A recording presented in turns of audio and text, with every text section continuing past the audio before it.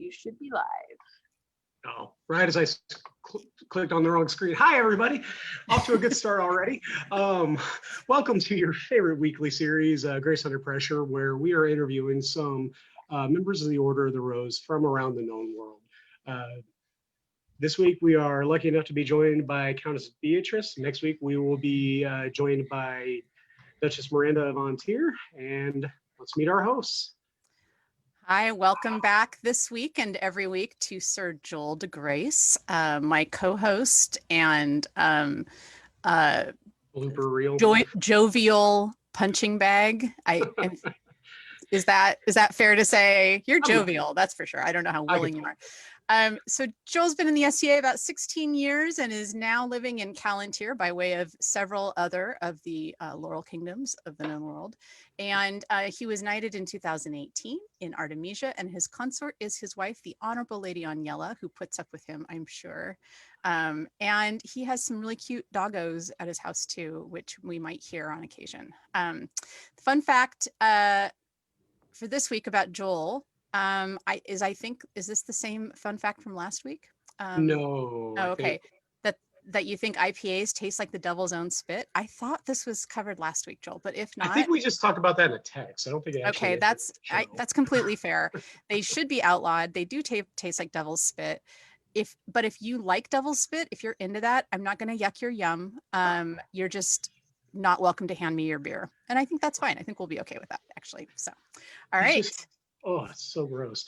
I'm not shaming people's beer choices. Just ew. And as always, I'm joined by my co-host, the wonderful, the beautiful, the amazing, the generous Duchess Dagmar of Antir, whose first reign was as a princess of Sinagua in the West. And she had since gone on to have 2 reigns in Antir with her husband, Thorn Nielsen. You know, normally I screw up his name. This week I screwed up the principality. So we're finding new things to keep it going here.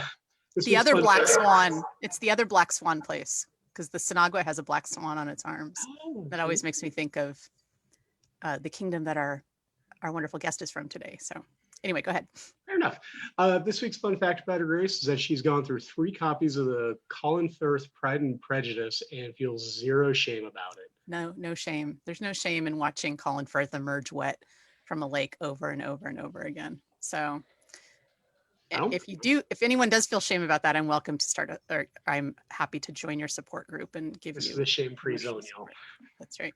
And as always, we'd like to extend a special thank you to Ashaxi and Rifkin for hosting Grace Under Pressure on the Sisters Interview Network. We adore you. We thank you. You're doing great things for the SCA in sharing all of this history and recording it for posterity. And we really, really appreciate the work that you put into this. Joel. Oh, right. Please introduce our guest. Absolutely. Everybody watching, thank you so much for joining us. You know how much we appreciate your time. We love y'all. This week, we are very fortunate to be joined by Countess Beatrice Maria Malatesta. I think I got that right. Yeah. Did really well. See, all right. See, we're getting there. She is a pelican. She has numerous royal ciphers, Gratia Corone. She's currently the seneschal of. And we are very fortunate to have you join us here today. Thank you. Okay, so full disclosure, I've been trying to say that right. I can't get it. I've given up, and we're gonna move on with the interview now. And B, you asked if you could do a land acknowledgement, and we would really love to hear that. Thank you. For those that aren't aware, it's a protocol in Australia that we do an acknowledgement of the traditional owners of the land. So good nobles, we come here together in the spirit of fellowship, deepening of our skills, sharing our knowledge and a shared interest in the search to find truths through experimental archaeology and historical inquiry. It is in this context that I, Countess Beatrice Maria Malatesta, on behalf of my kingdom, acknowledge the traditional owners of the lands upon which we gather. For myself, that is the Ngunnawal peoples. We recognize their continuing connection to land and culture, and we pay our respects to their elders, past, present, and emerging, and elders from other communities who may be here today. Thank you. That's beautiful. That's so nice.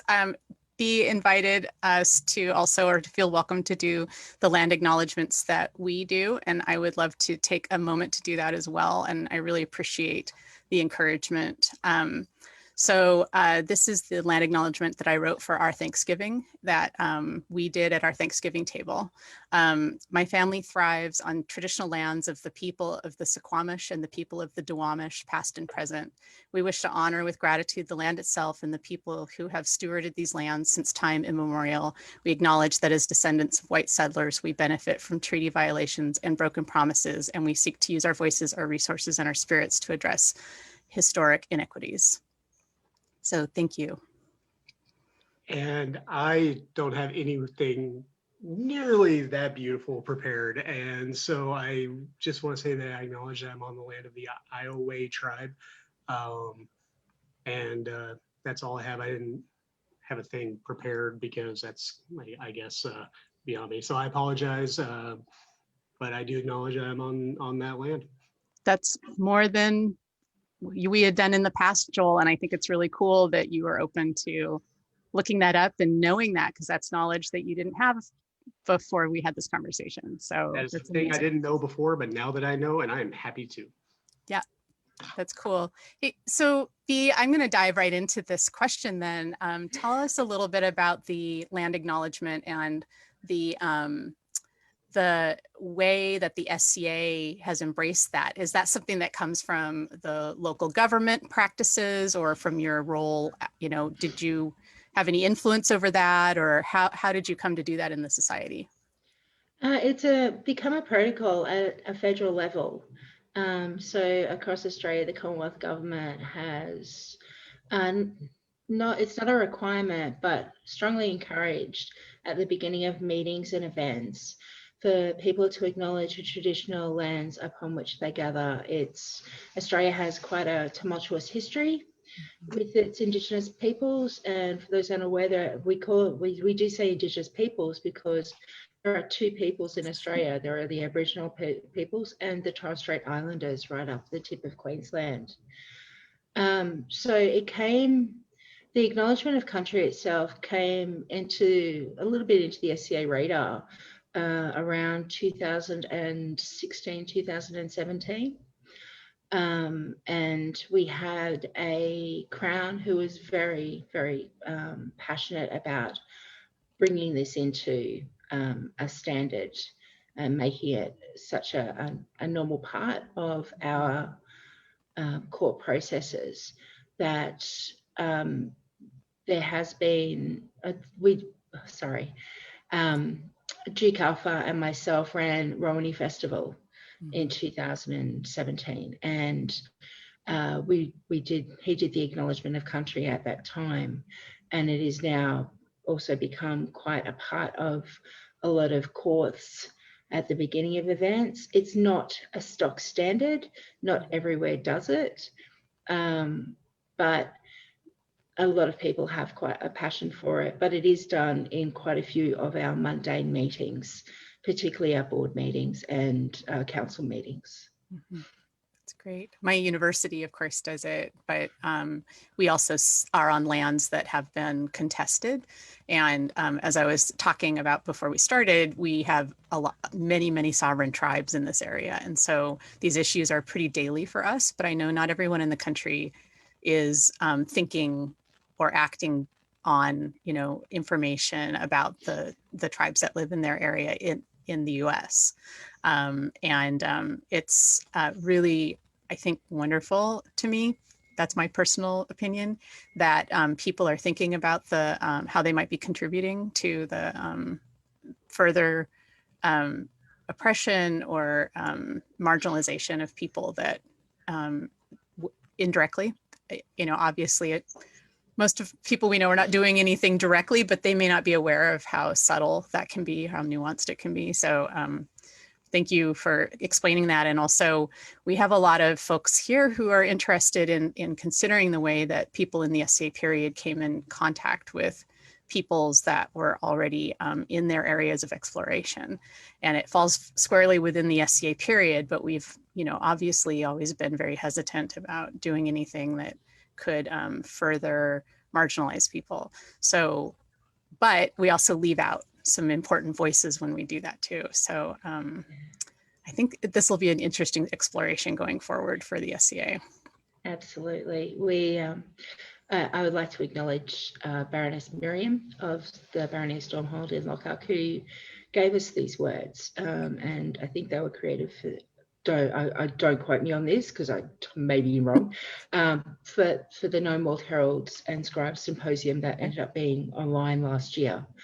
But when we've been doing the Crown Between Two Roses interviews, and we have been interviewing our Baron and Baronesses, and as a part of the acknowledgement, they acknowledge the lands on which they are sitting as well, which is quite amazing. It would be really cool to put it in the ceremonial. It would be complex here in the Pacific Northwest, but it could be something that we could encourage seneschals, if they want, as part of their event information, to provide to the landed nobility or crown the correct language to acknowledge the peoples that inhabited the lands where the event is being held. Yeah. Would be very cool. So maybe we'll do that and raise our glass to your kingdom in the process. So I just that's raised wonderful. my glass now because it's awesome. Yep, let's raise our I'm glass. gonna raise my glass now. And we can show off our glasses. This is a Feed the Ravens Maggie mug, my This little week is tiny. sponsored by Maggie. Yep. So this one was made by Mistress Madeline of Black Squirrel Feastware in the Barony of Innisfail. I had one and it unfortunately got broken, so it was lovingly replaced. Oh. Yeah, but I love my God. Broken pottery is like, it's such a tragedy, and you just are like, wow. And then I never know what to do with it. I have a bag full of broken pottery that I'm like, I don't know what to do. I need to make it into something. You see, I try to avoid that by whenever I'm at events and I'm like doing the walk around thing, I drink out of a Moscow Mule mug, because if I drop it or chuck it, but it's not like blatantly like I'm drinking out of a red Solo cup. So that's my workaround, It's smart. It's smart. Or a Starbucks tumbler. I've been known to do.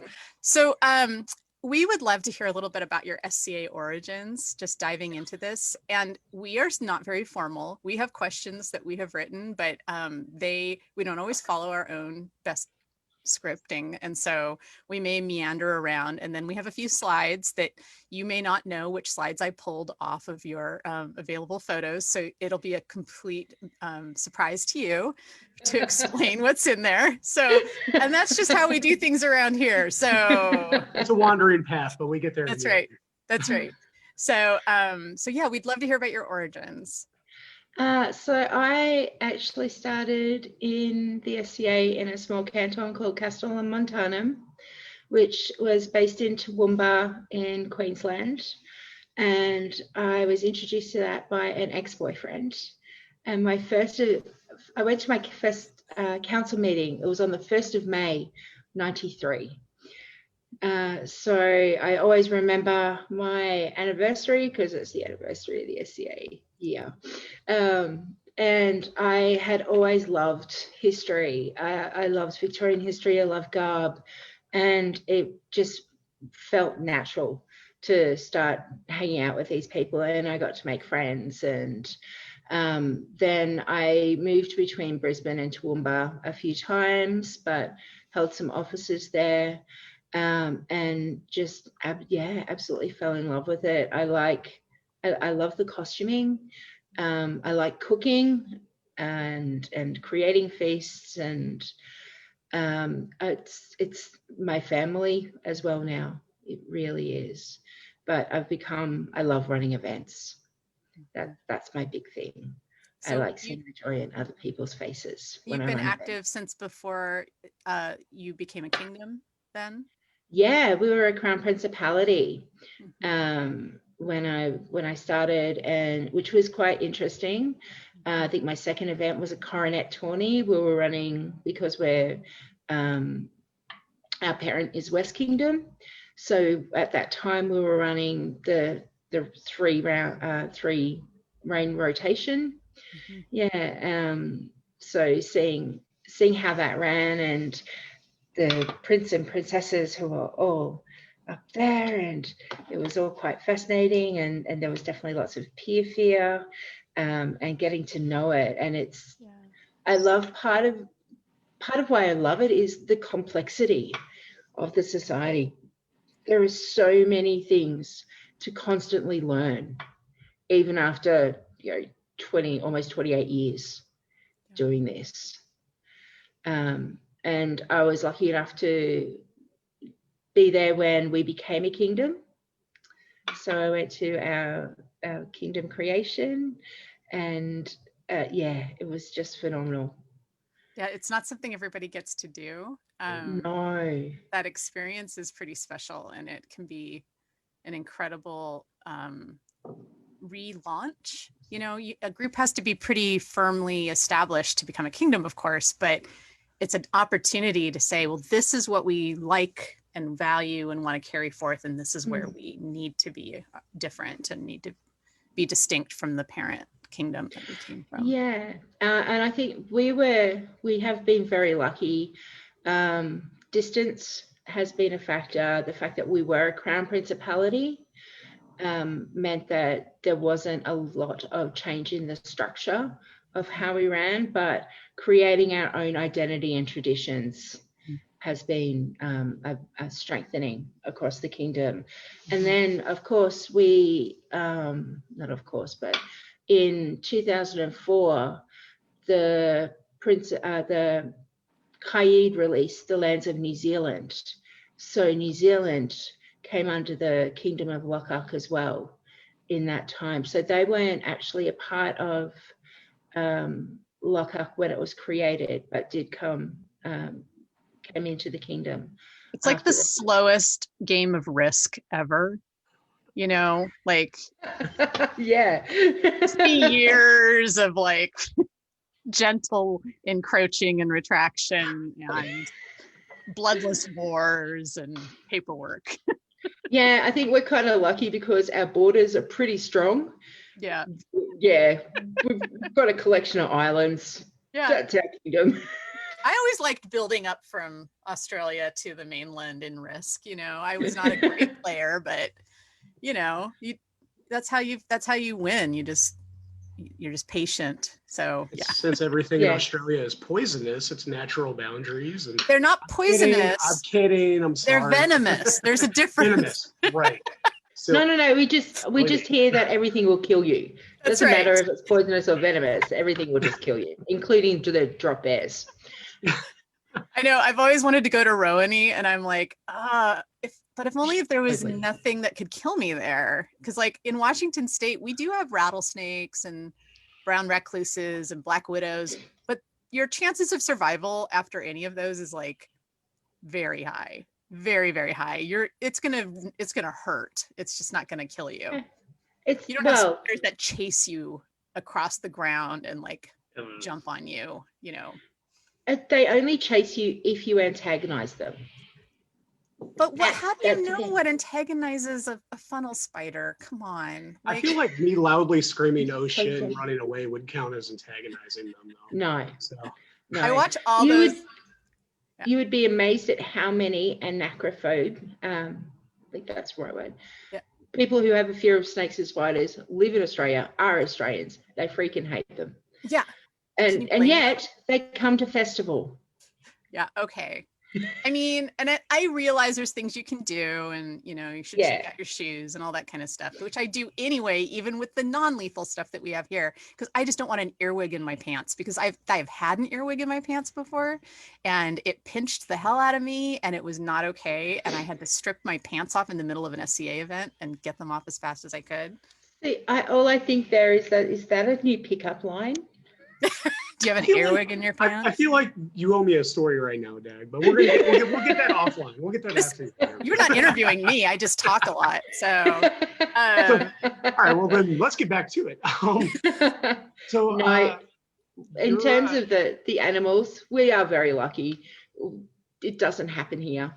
yeah, that's good.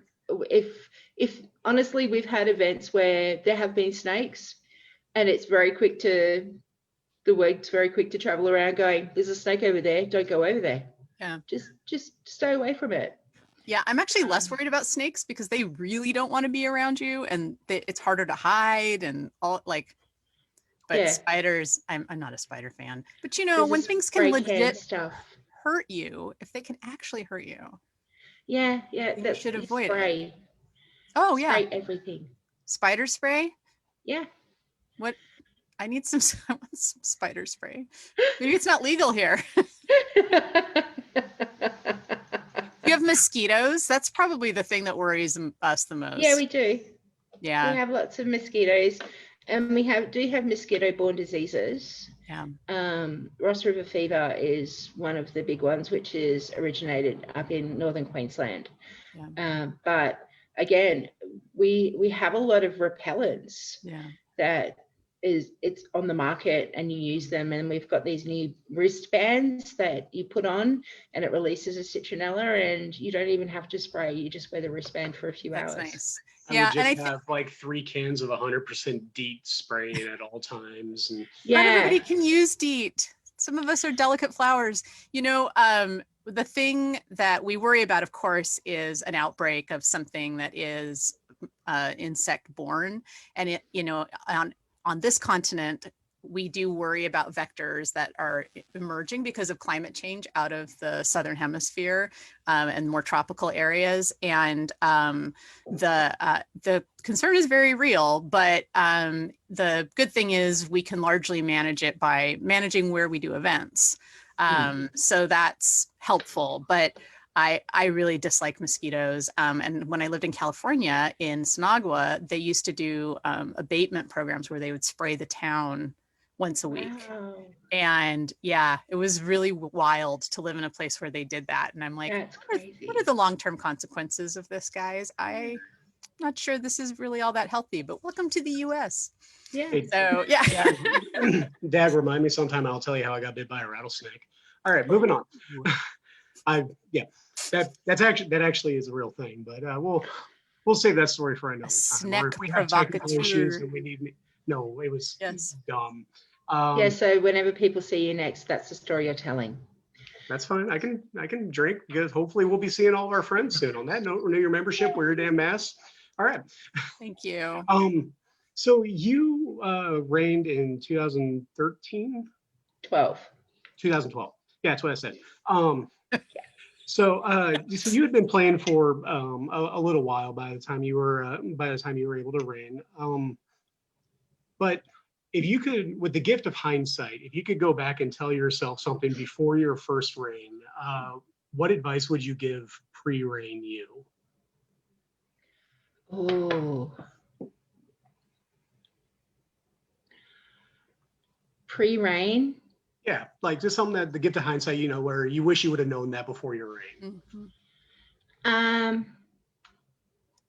Or perhaps you're omnipotent and all-knowing. That's fine too. You can tell us. Oh God, no. That's so not me. I know how fallible I am.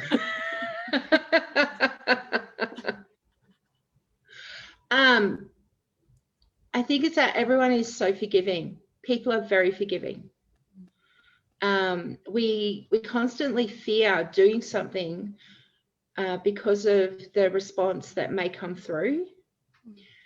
So having, like, going out and actually being vocal, or going and doing something that's out of the norm, or being creative, or being the first to do that is okay, because people, even if you screw it up, and we all screw up, people are very forgiving of us.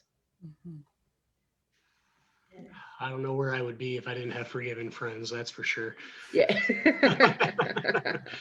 I think, and that might also speak to the culture of where you are. And, you know, I think that there might be people that would feel like in their local groups that isn't the case. But if you contribute to a culture of forgiveness and build that and model that and, you know, make that a value that people embrace, it seems, I mean, that it's benefits you for when you screw up, but also it benefits the you know, basically giving people grace. Yeah, absolutely. And humility, Mm-hmm. you know, accepting that when things do fall down, people will forgive you and assist you with building things back up. Yeah. So looking back, was there a like an easy mistake, or not easy, but like a humorous mistake that you made while as either princess or as queen that you could chalk up as a good old learning experience? And will you tell us a funny story?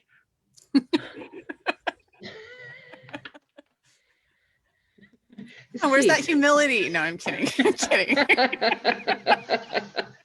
I don't know if you call it so learning experience for me, but one of the things that we encourage our princesses, our crown princesses and queens to do is that you carry one item, whether it's a cup or a rose or something like that. And it's really difficult to do that when you're a service-oriented person. Mm. You're not allowed to carry stuff. You're not allowed to move stuff. You're not allowed to do all of this. And I got in trouble quite a lot because I was a bit stubborn. But I got in trouble for moving a throne. I wasn't wearing the hat, but because I was crown princess, it's not what a crown princess does. It's the realization that isn't actually about you. That's what the perception of the populace needs to see, because we are the crowns, we are the royalty, and that is that idealistic view of what a consort is. You can have vengeance on them though when they scold you, and that is when you hold your cup out and you do this and just drop it because they've told you that you can't hold things and that they're and so you're like, okay, and you just drop something and let them catch it, and they all scramble to catch it, and you're like, is that what you wanted? I love my retinue. Love my retinue. But that was a fun game. I would lose my retinue. I would run away. I would go stealth. Yeah. So there was a couple of times at camping events where I would just wear a black coat. I've got a black Viking coat, and I would put my hood on and pull it forward. And that was it. And it was really nice because very rarely do you get those times to do that. Yeah. Yeah, I avoided doing that because they are the ones who had the hand sanitizer. And so when I was coming out of the chemical toilets, I needed somebody to spray my hands. And I have to say that's the one thing about raining that I miss the most, is having somebody right there to give me hand sanitizer whenever I needed it. You know, speaking of hand sanitizer, as a throwback to a couple episodes, Dag, I have taken the measurements of a chicken, and I'm building a harness to hold a beer and a bottle of hand sanitizer for a previous guest of ours. So, Portland, if you're watching, there you go. And if you're not watching, everyone don't tell her. There's research that goes into these, but it always happens after the fact. Mm-hmm. Oh, I get it. We're like, wait, did we screw that up? Well, I love your answers, and I mean, I knew, of course, when Misha recommended that we talk to each other, I knew that we would find simpatico around things, but what I didn't realize was how much your kingdom and the culture of your kingdom really shines through in what you're saying. And it's so consistent with everything that I know about the way that your group has developed and the values that you have. I really, really appreciate that. Oh, thank you. It's something that we very much hold dear. I am curious about some inter-kingdom anthropology, which Okay. we love hearing about things that different kingdoms do that are different from our practices. And I'm interested to know what is it like being like at events, camping, and do you have a lot of camping events? Do you do a lot when you reign? Do you have a royal encampment? All of those things that we take for granted in other kingdoms that everybody maybe does it the same way. And of course, we're learning that's not true at all. There's lots of very localized practices. Do you have really active baronies? Do you have, local landed nobility that you interact with in a reign? What is it like there? So Australia and New Zealand is the same size as the US with some extra space. And that's as one kingdom. And so we average anywhere from 14 to 20 royal visits within a 6-month period, just to try and get to as many baronies as you can outside of a COVID response. Well, baronies and groups, because we do have shires as well that are that distance component, but you try to get to every place as much as you can, and every barony has its own traditions and its own uniqueness, really. Mm-hmm. So going from my home barony was Riverhaven. I've been privileged to live in Innisfail down the bottom in Tasmania, and I now currently live in Politicopolis, which is the capital city of Australia, Canberra. But there's a steep tradition across every one of those baronies. Rowaney, which was the first barony, holds Rowaney Festival. It's an annual event around Easter. But then we have many more camping events which are held in different groups. So the Anyala and Dragons Bay do an annual camping event every first weekend of June. And then on the other side of the country, you go to a camping event the following weekend, which is Great Northern War in Riverhaven St Florians. There's Border War, which is in February, and it's scattered all across. There's Spring War. So our camping events, we're moving more towards a dorm style. I was wondering about that. Yeah. Yeah, we do have a lot of people who still camp, but we've got an aging population. Mm-hmm. Our kingdom is 18 years old. And a lot of our players have been around since the early 80s. Mm-hmm. So it's about more of a comfort camp, but we have period encampments.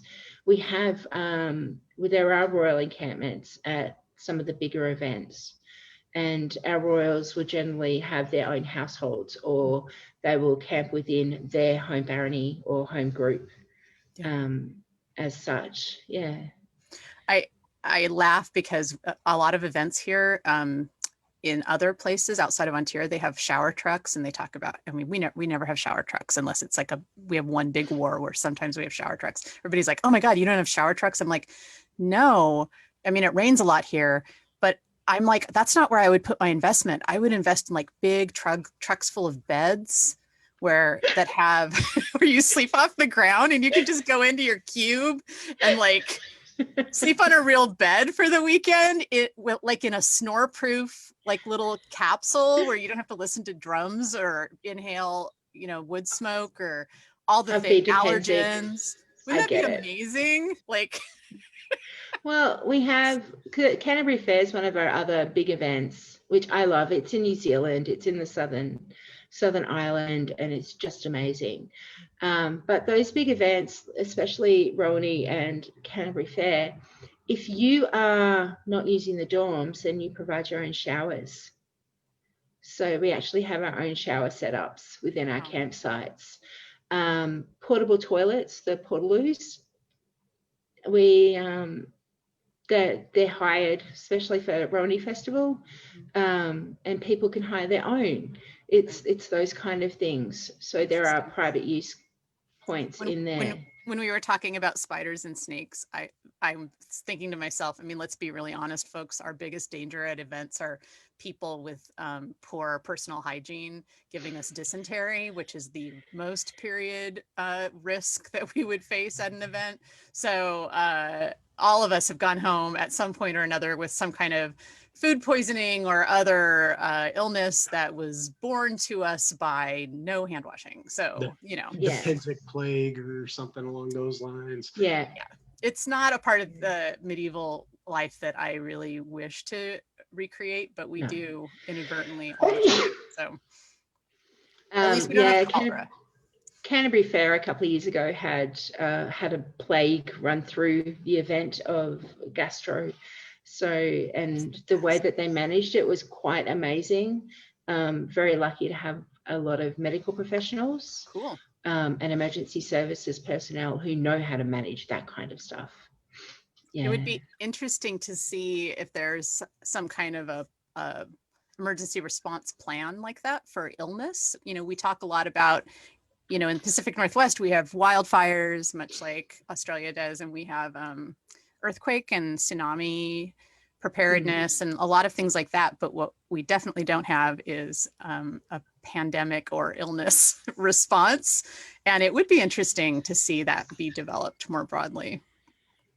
Well, with the COVID infecting the world, Lochac has a COVID response. We have a COVID response plan, and that's been implemented at a kingdom level. I've been lucky. I have a risk deputy, and who is a risk manager mundanely. So he is just amazing, and we work with our board of directors and our committee in New Zealand, because working across 2 countries as well. New Zealand is pretty much back to normal, right, in terms of event running. Australia we're getting there. We ran an event. We had some challenges on the weekend, but it was there was a lot of prep work in terms of responding and using our COVID plan for hand washing for local jurisdictions. And part of that has come out of the gastro plague from Canterbury Fair, and awareness of, if you are sick, please don't turn up, kind of things. Yeah. Well, and contact tracing. I mean, because we require people to sign in, it's really a great way of being able to know exactly who may have been at risk to an exposure. And it really emphasizes how important that organization is. And thank goodness we have pelicans. It is clear why you are one and why I am not. So generally pelicans are organized, and I just realized I didn't plug my laptop in. So okay. Power. Do you want to do that really quick while we? Yeah. Okay. Hey, Joel, tell a joke. Oh no, I was totally not prepared. That's okay. That's a joke in and of itself. This is such a good conversation that I'm like, I don't really have anything to contribute to it, but I'm super, super enjoying it because I'm loving hearing the perspective of everything. Are you saying then that when you talk a lot in these interviews, it's because you don't think it's enjoyable? Shut up. It's a trap, Joel. It's a trap. That was totally a trap. Holy cow. Man. I know what I just committed was a logical fallacy, but it was too much fun not to just like stick a little finger in there and like twist it around. And I was doing good this week. I've only screwed up like 4 or 5 times. I think I've only shown off me opening a can of beer once on accident. Like, I thought I was doing pretty good here. You're all good, Joel. We love you. Hello, you're back. Hi, I'm back. I have power. We are good. I love technology. Yeah, I get all it. Right. So it's really interesting how you like how much work you guys have been putting into getting to where you can actually safely get together and play again. And doing that in a methodical way. Is there kind of like a Cliff Notes version of like the process that you've been taking on getting forward to where y'all were able to safely get back together like that? Or was it just listening to science? Do they have Cliff's Notes in Australia? Yeah, we do. Maybe they're called something else there, Joel. No, they're called Cliff Notes. See, there we go. Used really well for Shakespeare. Right? Totally. We have very strong local jurisdictional requirements that we must follow. So our federal government went, this is a pandemic, and then our states, because we don't have counties, we have our federal government, and then we have our state government, and they are the managers across everything, and they dictate what happens. So every state has their own way of responding to the COVID plan. All of our borders shut, so you couldn't actually cross the border without a permit until July, so for 4 months. And then everywhere, so all of our hospitality industry and tourism industry closed down. Working from home became a big thing from March onwards. So it was a very strong response right from the start. Lots of wash your hands, hygiene. So do the 4 is what they call it. You know, cough into your arm, throw away the tissue, sanitize your hands, wear a mask if you're not feeling well. I don't think they give enough emphasis though on coughing into your own arm and not somebody else's. It's really important that it be your own arm. Yeah. Cough into your own elbow. Yeah. We call it vampire coughing. Nice. That's what I tell my son. Vampire sneeze, vampire cough. That's awesome. So that's had a really funny visual of like Dag about to sneeze and like grabbing her like husband and being like, "Hey, come here." Yeah, we're sort of envious of where you are now in the COVID response. You know, just the United States has been such a cluster, just to be really honest. And it's so nice to see people, even with the different state responses that you're describing, it still seems like it's been a lot more effective. So yeah, and we've been able to go from something that has been a national response to local. And from a mundane perspective, we have what they've instigated something called the traffic light system. So we have red zone, amber zone, green zone. And right now across all of Australia, we have 2 red zones and 1 amber zone, and everywhere else is green because they are concentrating on clusters. So for example, running 12th night last weekend, and we ended up having all of Greater Sydney, so Barony of Rowaney and 2 of our shires were not able to travel. They were locked down for 3 weeks.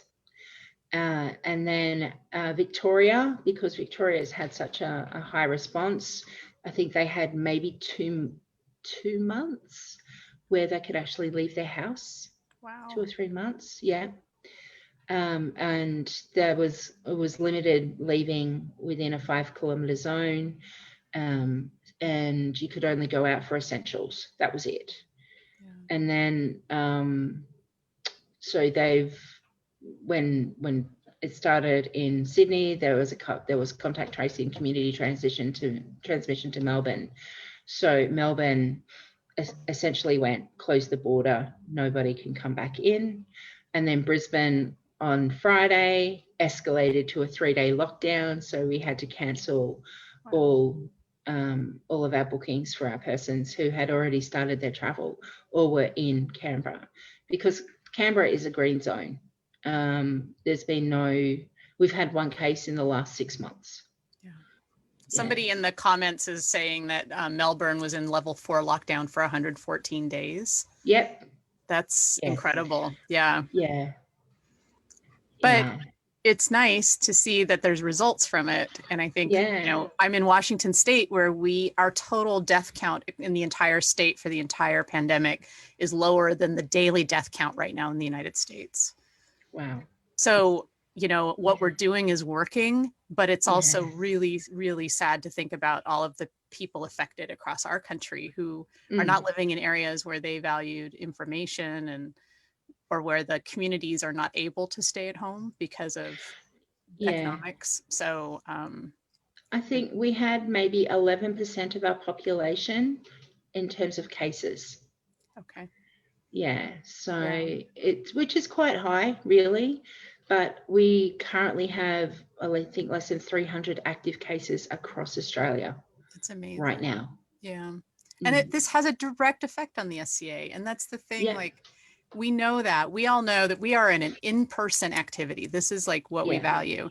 The thing that I'm seeing, though, is that by everybody getting comfortable with online communication, for those people who do participate in these kinds of, they watch interviews, they go to online courts, they do these things, we are creating some equity based solutions to problems that have plagued the society for a while, especially when you live in really big kingdoms like yours or like Ontario, which is it's geographically huge, and we Yeah. span 2 countries as well.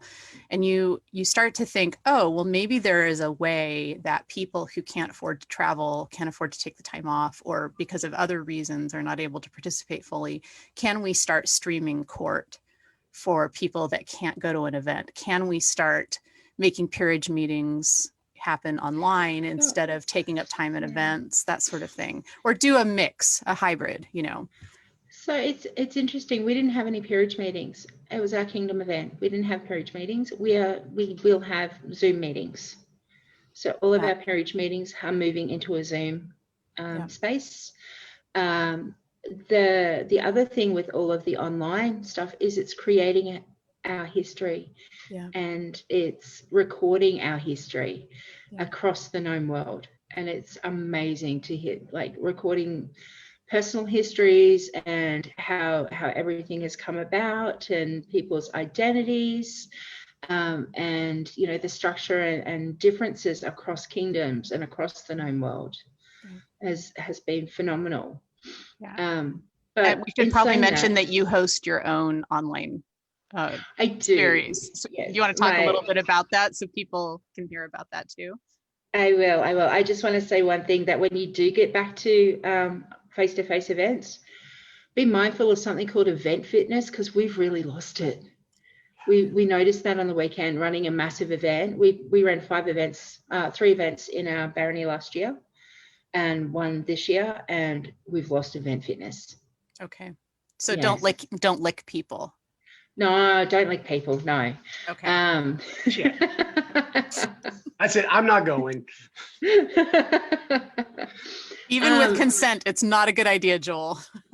Well, you lick it, you own it. That's the problem. Yep. Yeah, that's a good point. I have to joke, but I'm keeping this show PG-13. So yeah, so that'll be after the interview. So the Crown Between Two Roses came up as a result of the sisters and Between Two Peers, and my lovely friend Master Magnus called me one afternoon, and I happened to be at Countess Lily's house, and we put it on speaker, and he's gone, I've got this really good idea, we should do this. And Lil's like, oh, I don't know if I can do it, in front of people. Like, oh, we can do this, this will be awesome, this will be amazing, let's do this. And it has been phenomenal. We have so far interviewed 19 of the 20 sitting crowns. Nice. We've got a couple more new ones to interview now, with Kaid and Lochac coming in. And we've interviewed the Prince and Princess of the Miss and Sinagua. And we think we've got Owertha coming up very soon as well.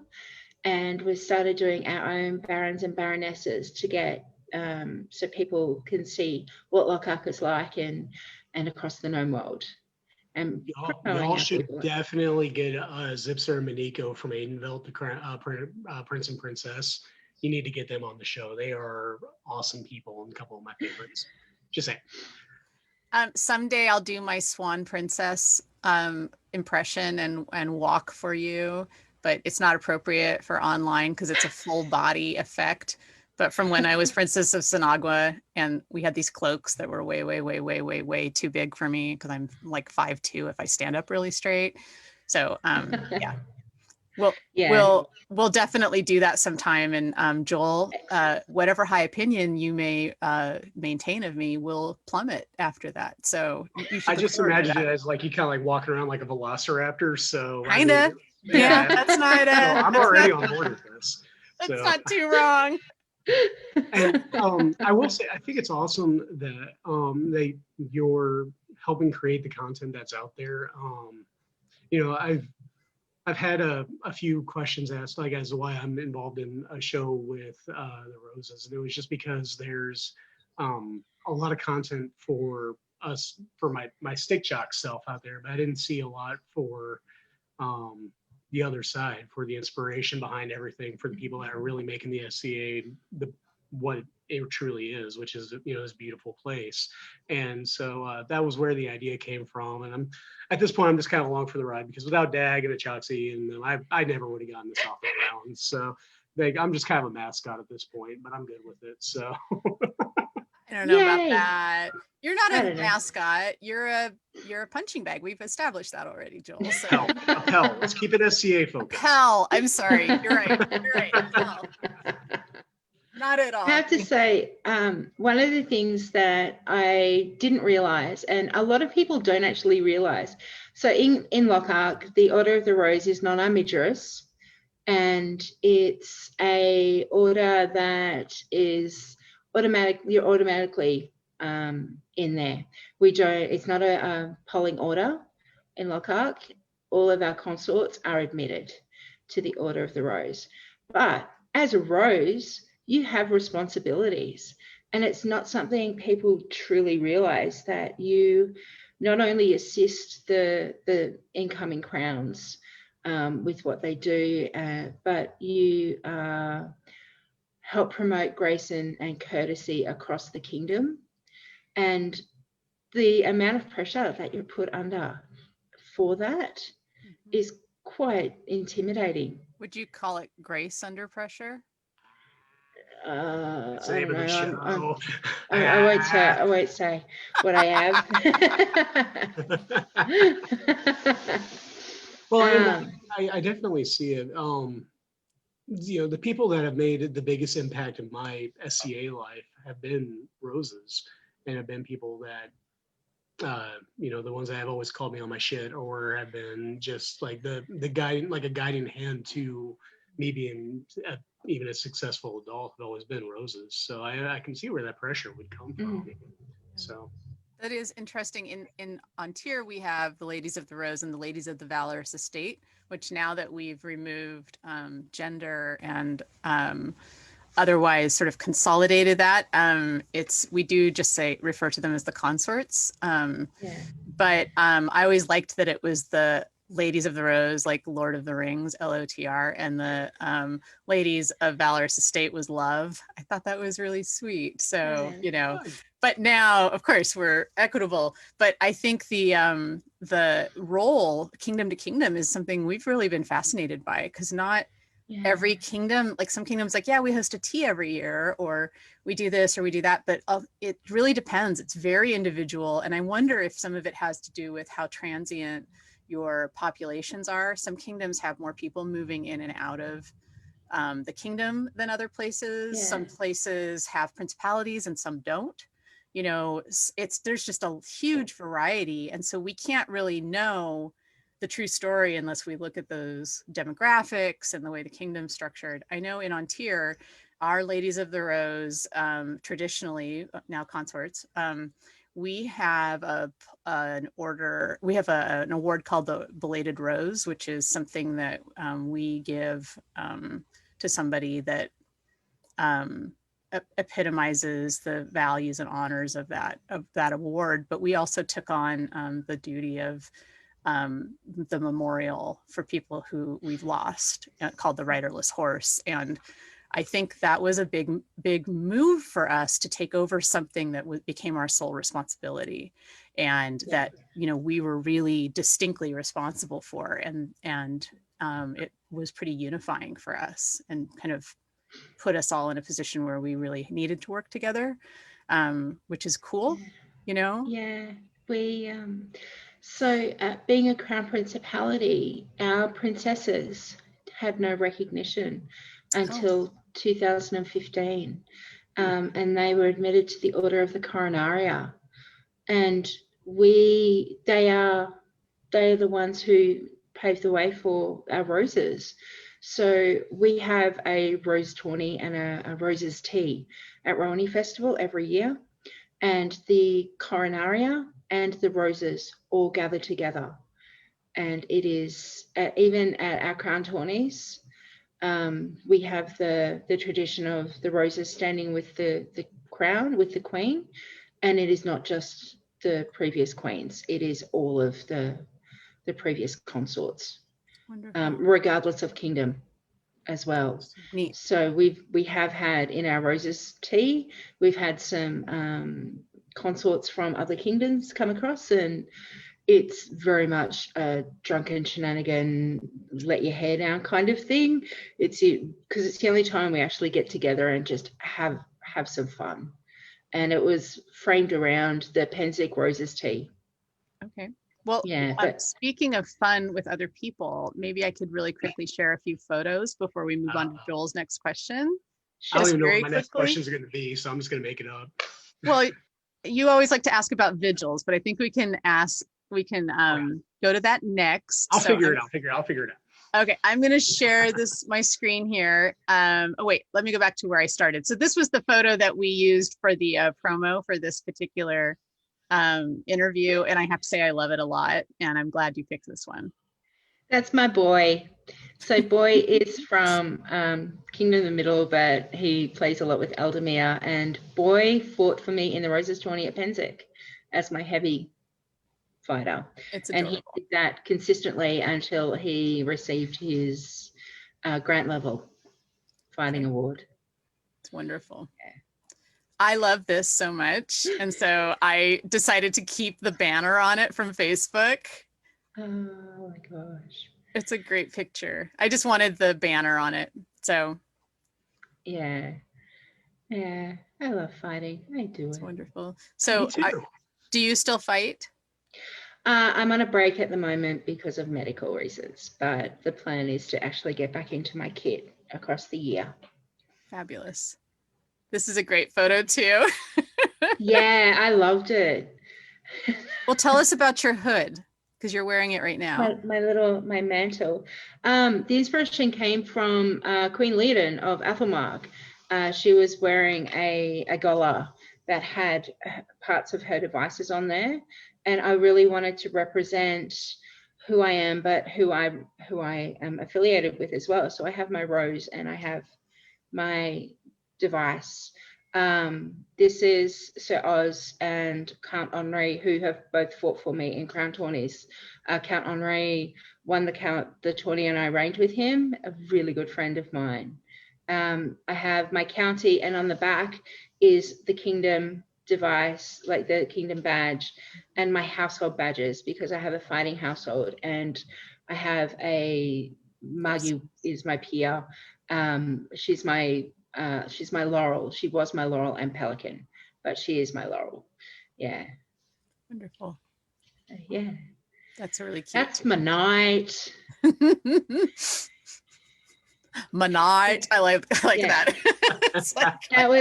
That photo was taken after the first time we both took the field at Penzic. Yeah. Wonderful. Do you try to go to Penzic every year, or? Yes. Wonderful. Yeah, I love it. I've only been once, and I went as queen, and I'm like, how do people do this if they're not royalty? I don't really get it. I went the year after I was queen. That was my first Penzic, and I was the only rose, so I got to hang around with Leiden, who was our queen, and then got to hang out with all the other queens and made good friends, and it's really cool. Awesome. So that was my ceremony. my pelican ceremony. That's my mum, and that's my niece. And my mum doesn't play SCA at all, but she thought it was a cult for about 10 years, and that I was getting involved in some kind of sex cult. I mean, is she really that wrong? It's really I'm depends not on the kingdom you live in, I think. And that's, yeah, my niece, who is like my daughter. Nice. Yeah. I like this one too. Yeah. So that's my lineage photo. So the lady next to me is Margie of Glenmore. And these are all, so, and then beside her is Sir Bran. And Brian and I were Margie's students, and I wasn't a pelican at that stage. That's when I was queen. Brian was a pelican, and the two on the end, Gilchrist and Rodney, were Brian's students who have both been elevated now as well. Yeah. That's what I have there. Yeah, so. That's wonderful. Thank you for letting us show off some of your photos. Yeah, no, thank you. I love the memories that they bring back. I really do. I'm very much proud of my lineage on both sides. Yeah. I didn't have a peer, so I am a mutation, like a spontaneous mutation. Is, just like in genetics. So I have the opportunity. Sorry. I have the opportunity to pass on the mutation to other people, but yeah. So. And I have a lineage of left-handed bastards for my nights. Every night in my lineage is left-handed. So that's interesting. I actually took a student. I took a student on the weekend. So I now have Congratulations. two. Yeah, poor fella. I feel sorry for him. So, we're talking about lineages and being proud of them. And that kind of leads into the question of when you go into a vigil tent, what is the core of the advice that you like to give to the person? We know that it'd be catered to the specific person, but what's the core of the advice or counsel that you would give to someone that's on vigil?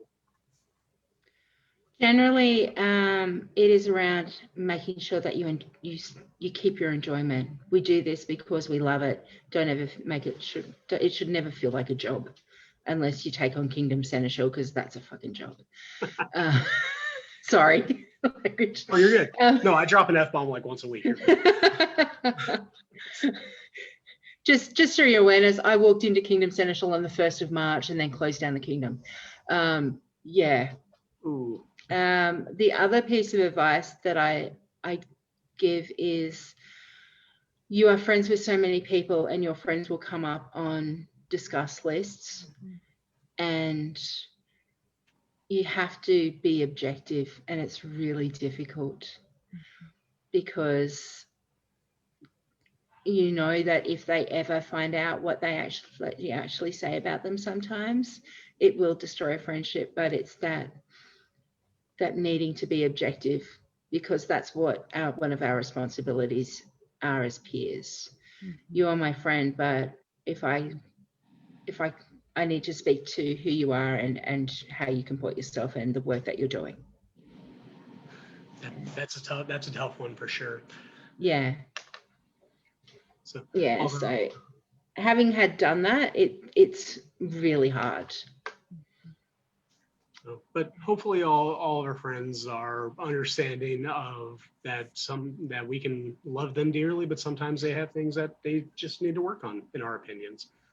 Yeah, and that's where we guide them. That's our job as well, is to assist and guide in that space and be their voice as well. We I don't know what it's like in other kingdoms, but it's really hard to be the voice of a lot of people, and we are so dispersed across the kingdom that there are people I don't know that are doing massive amounts of work, but I don't know who they are and I can't see them. So we need that need those peers to be that visible voice for them. That's a really good point. Yeah. So when you first started playing, who was your first SCA mentor, or, you know, I usually say it as like your SCA crush, you know, the person that you looked at that you're like, I want to be like them when I grow up? And do you want to give them a shout out? She's probably never going to watch this, but Mistress Glenivara of Riverhaven. She, for me, was the epitome of what a baroness is. She was the founder of the group. Her knowledge is phenomenal, and she's just an amazing person to know. So if you go to Penzig, go to Lochac. So Agro goes every year. He wears green and he has turtles on his shield. And it's his lovely lady that I'm speaking about, and she is just amazing. Yeah. That's awesome. You know, and there's always those mentors, those people that stick with you, that, you know, are just the guy in hand. And we've, you know, we interviewed who mine was. That's Duchess Anna, where she was one of the first royals that I ever really met. And I'm like, but yeah, she was one of those ones that stuck with me. And I'm just like, man, Yeah. she's fucking great. I want to be like her when I grow up. Yeah. Well, and go ahead. Sorry, I would just want to say, we were really privileged. We gave Glenivara her augmentation of arms. So augmentations over here are very rarely given, and they are for continual service and longevity in the society. Yeah. That's cool. And I think you use the word privilege, which I think is a great segue into talking about the roles of a peer. You know, those obviously, it's not just peers, there are people that are not peers that also influence us, but those mentors that continue to have that lasting influence on us, you know, that when you stop and something happens, you're like, well, what would this person do? That's a real thing, right? You really are like, gosh, if I handled this like this person, maybe the outcome would be better. And I'm thinking about, you know, you're a countess now, you're kingdom seneschal, and you're a pelican. How do you think you are able to use your peerages to affect positive change in the SCA and in your kingdom? You know, you clearly are, but I guess, what do you think your role is in that, and what your responsibility is? This is a simple question, just, you know, 3 words. Yeah, thanks. Love your work. Sorry, everybody that may have just heard that. I forgot to mute my microphone when I cracked my beer open. That's the answer right there. Thanks. There you go.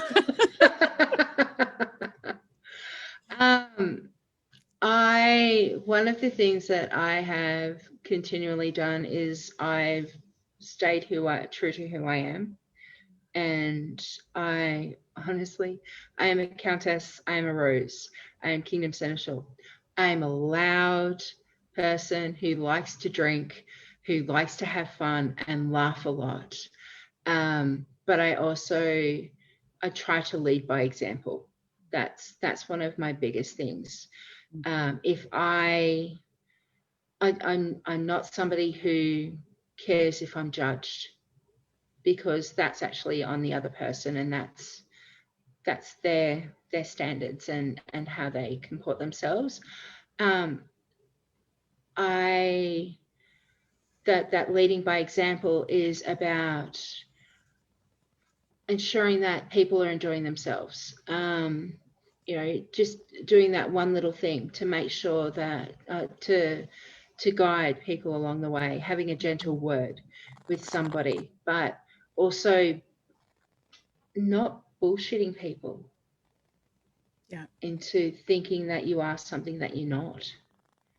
Yeah. I like to underwhelm people and convince them that they don't need to be afraid of me and don't need to be intimidated by me. Because you can only go up from there, right? So if you can convince people of your general ineptitude, you know, that's a really good strategy too, because then they're just constantly impressed by you, right? I like that plan. I can roll with that. I introduce myself as B. I am B. And then somebody will come up and say, Your Excellency. Or, and I'm like, oh, man, that's right. I have those things. But I'm B. Please don't think that you have to be put into any formal kind of thing. Yeah. And it's when I'm in court, when I am running an event, if I am making directions, and that's when the peer comes through. But it's also about creating that balance of having fun. I Yeah. really like to enjoy things. Yeah, it would be nice if we could get back to that. Yeah, I feel for you guys. I've been chatting to some mates over there, and yeah, I And really think do feel for everyone there. I think the balance of just being, hey, I'm Joel, and knowing when it's time to be, when the, put on, straighten up the chain. That's a very important thing because to some people, the formalities are a huge part of their game and That's right. why they love it. So it's all about knowing your audience, I guess, is a way of saying it. Because I'm a very casual guy, obviously, and I'm not very good at being serious. But there are some people that the formalities are part of their game, and so it's important to strike that balance, like you said. And it's great to hear you say that. So yeah, and I think it's important to note, especially after the last year, that our online presence does not, as within our mundane life, does not reflect our SCA presence.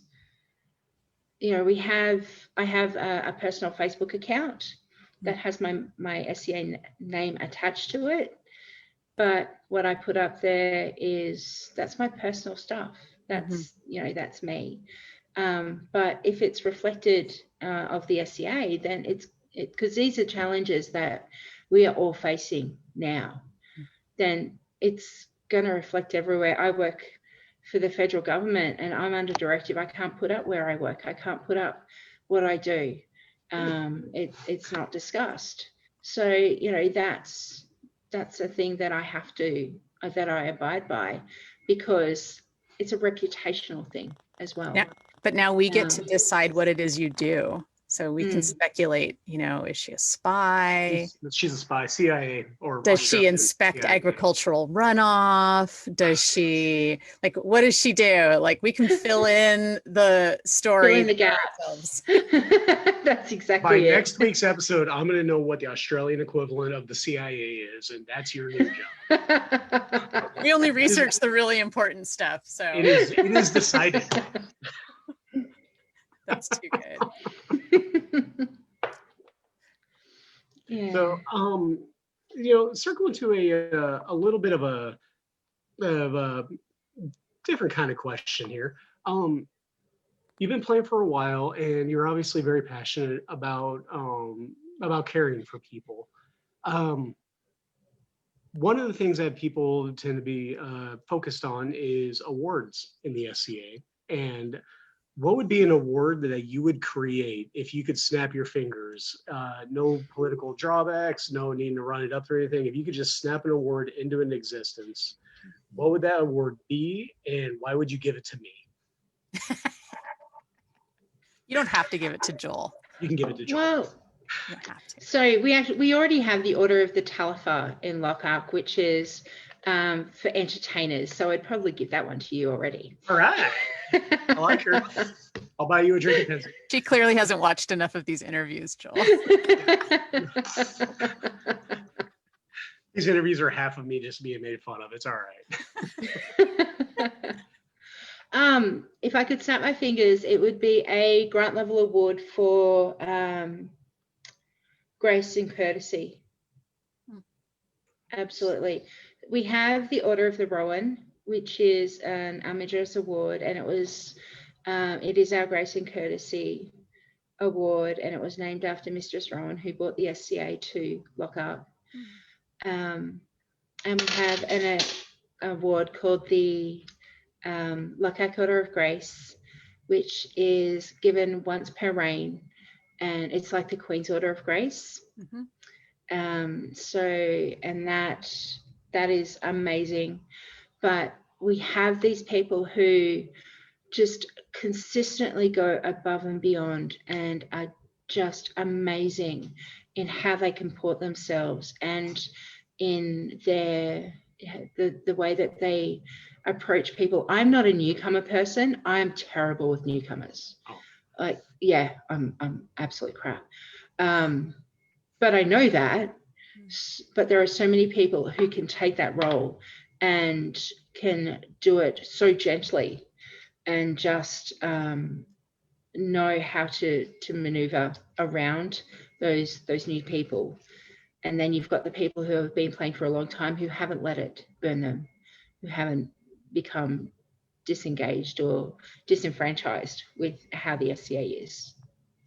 That's great. I'm not great with newcomers either, because I usually am like, oh my God, don't take any of this shit too seriously. And by the way, are you a white supremacist? Like, that's my total goal with a newcomer is like, let me disabuse you of anything you hear. And also, are you a bigot or a racist? Because we don't want you. So let me see your tattoos. I fucking love you, Meg. Oh my God, I love you so much. But, you know, that's the thing about privilege. When you have social capital to burn, you can afford to burn it in service to things that, you know, may not make you look all that great, but definitely, you know, can help. Yeah. And there's different levels there because, you know, with the people that that know me personally, they like I seem to be called in when people are being exceedingly stupid because of what my own background is, and so you know it all balances out in there. So the jokes tell themselves, Joel. Oh my God, yeah. But I've seen you in action, actually, so I can attest to this. So because the SCA is a very big tent, and we attract a lot of people that may or may not always have the same idea of what manners and, you know. Absolutely, it's all inclusive, and it's one of the things I love about the SCA is that we do accept so many people from so many different backgrounds and put everyone on the same playing field right from the start. So what keeps you inspired in the SCA? Like what you have these peerages, you know, you've received these recognitions, like what keeps you going as a peer, but also just as a fun, loving person? It's my family. Yeah. It's my chosen family.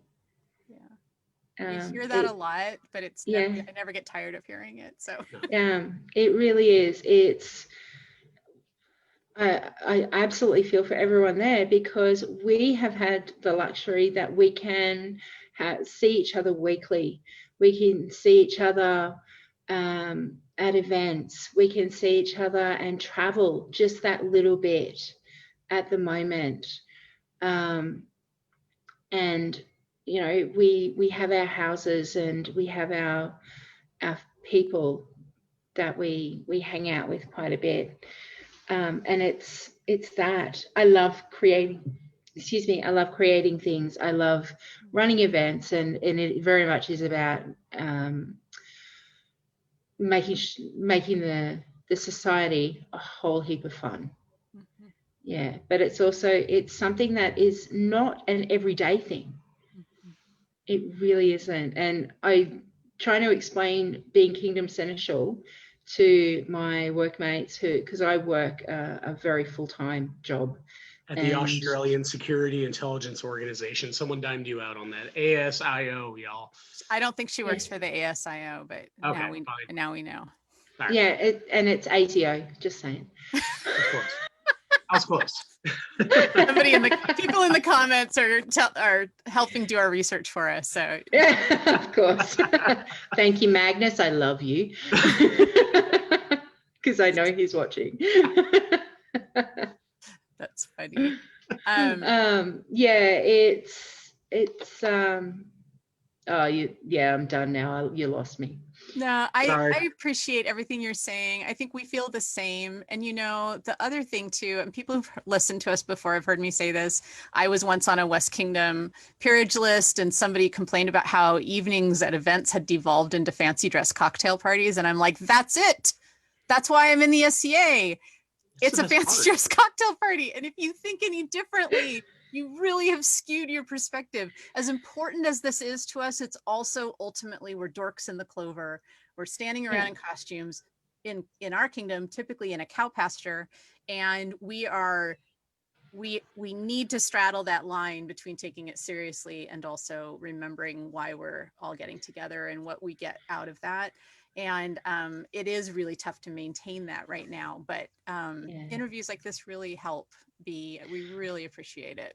Oh, thank you. Thank you. One of the things that I want to note is, I don't know if it's the same over there, but prior to COVID, especially right through 2018 to 2019, there was a lot of conversation of, why do we bother getting dressed up? We could just do this at home. We could just, hang out with our friends because that's what we do. Having a year off, forced year off, has made us all go, but this is why we do it. It's all of these people, it's our traditions, it's our uniqueness that make it so important, and why we're still doing this and engaging in the society. I think it's maybe there's an appreciation for people lowering the bureaucratic cost of doing things. You know, Ontario is really big. We're really big. We're big geographically, but we also have a really huge population base, and our events get unwieldy, and it makes it almost impossible. Like, I'll go to an event and I want to go see somebody, but they're like a quarter of a mile away, across the event. I can't even find them, and it's just not tenable. We're too big. We have too many barriers in place to participating, and we're too geographically big for people to travel in any meaningful way. So similar issues to what you're describing, but we don't have enough events where they're not attached to any kind of bureaucratic purpose, like step down, step ups, meetings, that sort of thing. And so what are we doing?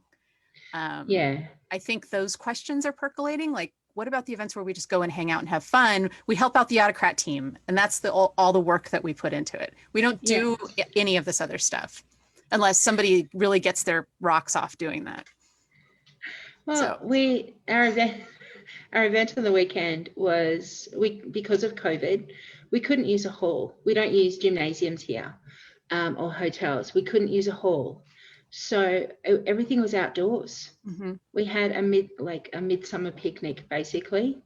And you would have seen, if you watched the live stream, that it was started during the day, and then the courts went into the afternoon. And I think we left our site at about 10:30 that evening. That was cleaned and done. Yeah. That sounds nice. But we go to that event style. Picnic was just amazing. I joke a lot about being a stick jock and the fighting and everything. God, I miss even the bad drumming at this point. And I don't. Really don't. You don't. I don't. I do. No. I know it's weird, but I do. Those of us with auditory processing disorders do not miss the drumming, even though I've done a lot of Middle Eastern dance. But I think we've talked before about how there should be an authorization card for drummers. You should have to authorize. The time of day that you're allowed to drum is decided by your level of authorization. And the higher your authorization, the later in the evening and the closer to other people you're allowed to drum. And this needs to be a thing, and we need to talk to the bot about it immediately. That's my buddy. So, what do you think the SCA is going to look like when the pandemic is over? Do you think there's going to be a continued push for the online content? Do you think it's going to kind of go back to what it used to be like, or a hybrid? Like, what do you see on the other side of the COVID rainbow? I think it's definitely the online component is staying. It's not going anywhere. Like I said, we have aging populations, and we've actually got people who have re-engaged with the SCA because they can now participate. We have people who are geographically challenged that feel a part of the society. And, you know, the fact that you guys could watch our Crown tournament and coronation on the weekend was phenomenal. We wouldn't have been doing that this time last year. We had a 12th night this time last year, and there would have not been any interest in watching that. But now it is something that's truly embedded in there. But I think we just need to be careful about overpowering that. And there was definitely a time when everything was so flooded with doing this and this and this and this, and I want to do everything online, but we're getting online burnout, which is quite weird to say. No, it's not. Yeah, but I think for just a lot of Lochac, content. Yeah. Yeah. A lot of content. So. For countries like Australia and New Zealand, who we don't have a level that there is very much a distinct level of knowledge gap, and our populace being able to go, oh wow, well, okay, well, that's how that goes, and that's how that goes. I've been lucky because I have really good friends in Athelmark and East Kingdom and Eldemere and Ontia that I can share experiences and share that knowledge. And we have, you know, there's so many people who don't have that confidence that they now do. Yeah. That's really cool. Well, Well, and you're there's our some new friend. kingdoms. Oh, sorry. There were some kingdoms that were doing this before it even started. Artemisia was live streaming events like the courts and things like that before the pandemic even started off. So they had they kind of were already running whenever that went. And Artemisia's like, they haven't stopped doing events. Like, they never slowed down on how many events they've had. They've been all virtual, and they've got a great setup with it now. And because I live in Palantir now, but I'm an Artemisian knight, and I'm an Artemisian at heart. So I'm always going to brag on my kingdom whenever I can. So, and I agree. I think online burnout is definitely a thing. I know when all this started, I was going to every virtual event and I was in every virtual court, and it's kind of slowly dialed back now. And I don't watch my own interviews because then I will never want to do one of these again if I see how much of a dweeb I actually am. But I listen to like Rifkin's interviews and between two peers, and I've actually watched your shows. And it's great, and that content is out there, and it's keeping the SCA alive while we're waiting to be able to go and hug, or in Dag's case, like a good elbow bump.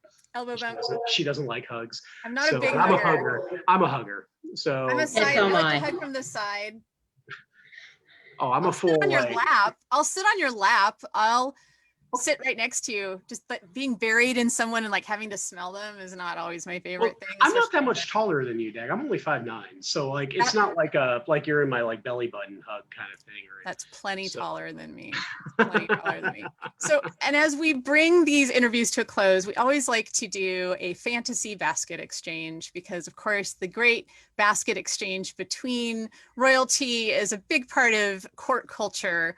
And people are probably tired of hearing me say this, but we are giving you a virtual gift basket. We cannot give you a real basket, so we can put whatever we want in it. And it is a basket without handles because trying to get a handled basket home on the plane with you would be a big pain in the tuchus. So we're giving you a basket full of goodies, and my head of court or at retinue would have approached your people and said, oh, what does she like? Does she like, what does she drink? White wine or red wine is probably the first question, because we have a lot of wineries up here. And so I would probably try and give you something local. Hard cider. Hard cider. You know what? I have a really good cidery. Washington State apples. I am all over the hard cider. Excellent. I am a huge hard cider fan. Okay, Excellent. You're going to get, but you know what I'm going to give you is a Oh, wait, let me ask the other questions first. So the other question is milk or dark chocolate? Neither. Neither? Okay, fair enough. And how about puppies or kittens? Puppies. Puppies. Okay, so your basket is going to have a delightful array of hard ciders, but in particular, I am a fan of really dry ciders that still taste good, that don't just make you want to like immediately put something else in your mouth. And so we will definitely give you a sampling of the best that the Pacific Northwest has to offer. And there won't be any chocolate in it unless you have members of your household who love chocolate, in which case you can just share it with them. But you know, you can find your own treats then, because we only brought chocolate, unfortunately, and we are not giving you a puppy. We're going to let you hold a puppy for as long as you want until you're tired of it, and then you give it to somebody else.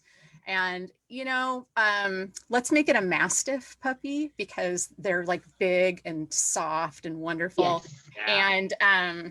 And that way you can be like, this animal's not coming home with me to eat my house and leave poops the size of a smaller dog in my yard. And so there's that. And then because I can put fantasy ingredients in this, my first fantasy ingredient would be to fly you to Ontario and let you come to our first public event where we can actually be open and have you come and like be with our people. And the other thing I would give you is a magic spray that doesn't just deter spiders away from you. It's not just a spider spray. It also deters anything that isn't fun away from you. So when you're done with unfun things, you can be like, shh, and then none of it comes towards you. And that, yeah, I need that after stepping down this Kingdom Seneschal. okay, so yeah. Whatever that spray is, I don't think it exists, but if we can figure out something between now and then, you know. Mace? Yeah. Sure. That was awesome timing. Love it. I like it when we break Joel. Breaking Joel's my favorite.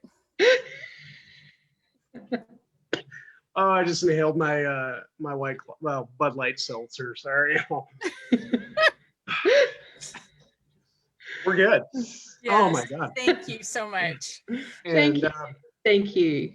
It has been amazing to get to chat to you guys. Yeah, I really enjoyed it. I'm looking forward to whenever we can all meet. You said you're a hugger, right?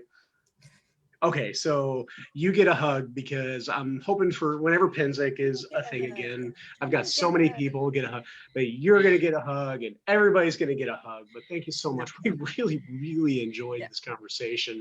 Thank you. You know, we normally keep these interviews to about an hour. I think we're at about an hour and like 45 minutes right now. And it's awesome. We went over. It's wonderful. Thank you. I actually didn't even notice that until right now. So for everybody watching from home, thank you so much for joining us this week. Obviously we had a lot of fun with this conversation. Next week we'll be interviewing Duchess Miranda of Ontario, and we want to leave this week with just a message of love. Y'all, there's a lot going on in the world. There's been some crazy happenings lately, and here, especially here in the States. Remember what brings us all together in the SCA, and what brings us all together in the world, and that's love, and that's caring for each other. Community. You can heckle people, obviously, dag, but only people I love. But just remember that we're all here for each other, and that, you know, in the end of the day, that we all love each other. Don't give in to the hate that's trying to take over the world right now. It's as simple as that. On top of that, renew your membership, believe in science, wear your mask. One day soon, we'll all be back together. Join us next week. And unless there was anything else, thank you so much. And y'all have a great weekend, and we'll see you soon. Thank you. Bye.